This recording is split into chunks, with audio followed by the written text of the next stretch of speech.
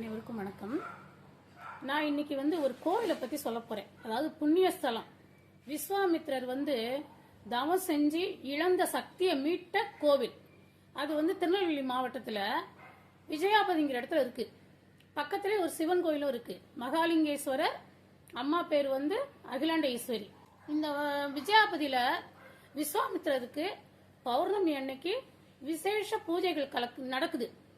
நீங்க நல்லா அதாவது இழந்த பொருட்களை மீட்கணும்னு நினைச்சீங்கன்னா பௌர்ணமியில போய் கலந்துக்கோங்க.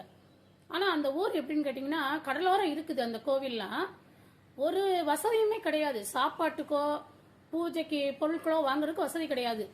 நாங்க முத்தாரம்மன் கோவில் போயிட்டு அதுக்கப்புறம் அங்க இருந்து எல்லா பொருட்களும் வாங்கிட்டு போனோம். கூடங்குளமும் பக்கத்துல தான் இருக்குது. ஒரு 10-15 கிலோமீட்டருக்குள்ள கடலோர பகுதி. நீங்க அந்த பூஜையில கலந்துக்கோங்க.